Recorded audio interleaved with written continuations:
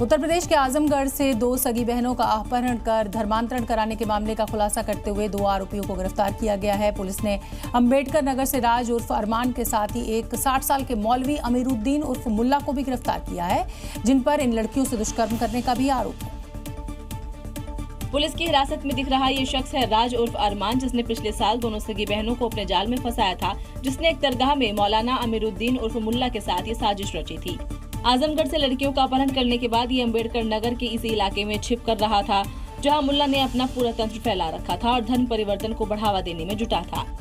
अमीरुद्दीन उर्फ मुल्ला पुत्र मोहम्मद सिद्दीक, जिसकी उम्र लगभग 60 वर्ष है, वो यहीं रसूलपुर दरगाह नई बस्ती किचौसा का रहने वाला है। इसको गिरफ्तार करके जेल भेजा गया है। यही वो दरगाह है जहां पर दोनों बहनों का जबरन धर्म परिवर्तन कराया गया था, जबकि ये मुल्ला का घर है। तालाब की जमीन पर कब्जा करके बनाया गया है, जहां से वो अपना रैकेट चला रहा था। अब पुलिस ये पता लगा रही है कि गैंग ने कितनी लड़कियों को अपना शिकार बनाया है। लखनऊ में 69,000 शिक्षक भर्ती के मामले को लेकर एक बार फिर जोरदार प्रदर्शन देखने को मिला है। प्रदर्शनकारी टीचर पोस्टर्स लेकर बेसिक शिक्षा मंत्री के आवास का घेराव करने पहुंचे थे। दौरान सरकार तक अपनी बात पहुंचाने के लिए उन्होंने प्रदर्शन का अनोखा रास्ता अपनाया। भीषण गर्मी और तपती सड़क पर वो छाती के बल रेंगते हुए नजर आए।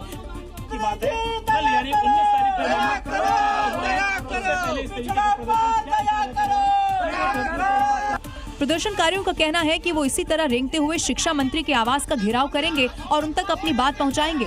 हम लोग थकने वाले नहीं हैं।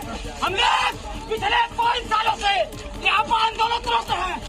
उत्तर प्रदेश में 69,000 शिक्षकों की भर्ती निकली थी। आरोप है कि उसमें आरक्षित वर्ग के उम्मीदवारों को नियम के अनुसार आरक्षण नहीं मिला। ये मामला फिलहाल सुप्रीम कोर्ट में विचाराधीन है। इस मामले की सुनवाई कल यानी कि 19 मई को होनी है। उत्तर प्रदेश के झांसी में पुलिस ने ऐसे बाबा को पकड़ा है जो धर्म का चोला पहनकर लोगों को ठीक करने का ढोंग किया करता था, लेकिन हकीकत में वो अवैध तरीके से पिस्टल्स की तस्करी करता था। पुलिस ने तांत्रिक के साथ ही उसके 2 साथियों को भी अब गिरफ्तार कर लिया है। तो पिस्टल तस्कर वाले तांत्रिक बाबा की ये रिपोर्ट देखिए।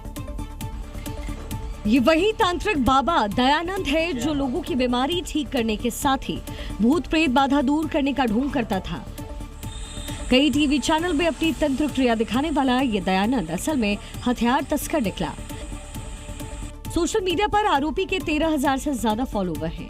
प्रोफाइल में नाम संत दयानंद महाराज लिख रहा है, लेकिन पुलिस ने इसके ढोंग से पर्दा उठा दिया है। दरअसल पुलिस को अवैध हथियारों की तस्करी की सूचना मिली। आरोपी घर में ही अवैध हथियारों का कारोबार करते थे। जो भी कोई हथियार लेने आता, आरोपी घर में ही उसका टेस्ट करवाते और फिर उसे बेच देते। बॉबी चौहान, विवेक चौहान तथा मुकेश कुमार श्रीवास है। उक्त तीनों व्यक्तियों से पूछताछ से ज्ञात हुआ कि उक्त तीनों व्यक्ति काफी लंबे समय से अवैध असलहों की खरीद फरोख्त में शामिल थे। जांच करने पर तांत्रिक का सच सामने आया।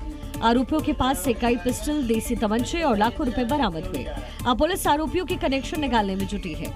आरोपी हथियार कहां से लाते थे और अभी तक किन किन लोगों को बेचे हैं, योगी फोर्स सारी कुंडली खंगाल रही है। उत्तर प्रदेश से बिहार तक और असम से लेकर बंगाल तक अपराधियों के बुरे दिन चल रहे हैं। यहाँ अपराधियों पर जबरदस्त एक्शन हो रहा है, मानो लॉ एंड ऑर्डर को ठीक करने की इन राज्यों में होड़ लग गई हो। उत्तर प्रदेश से शुरू हुआ जो ये अपराधियों पर काल बनने के लिए पुलिस ने एक्शन शुरू किया है, वो अब हर जगह दिखाई दे रहा है। देखिए कैसे यूपी के कुशीनगर और बुलंदशहर में एक्शन हुआ, तो बिहार के हाजीपुर में भी अपराधी के खिलाफ मुनादी हुई। कुशीनगर में तो पुलिस ने एक अपराधी के खिलाफ डुगडुगी पिटवाई और उसे जिला बदर कर दिया, साथ ही उन्हें आश्रय न देने की चेतावनी भी दी। सूचित किया जाता है कि जोगिंदर उर्फ योगिंदर आज से 6 महीने तक थाना और जनपद में दिखाई नहीं देंगे और न ही निवास करेंगे। तो बुलंदशहर के अनूपशहर में एक अपराधी की तलाश में पहुंची पुलिस ने उसके घर पर नोटिस चिपका दिया और जल्द से जल्द उसे थाने में हाजिर होने की चेतावनी दी। बिहार के हाजीपुर में भी कुछ ऐसा ही हुआ, जहां एक फरार अपराधी के घर पुलिस गाजे बाजे के साथ पहुंची और कुर्की जब्ती का नोटिस उसके घर पर चिपकाया।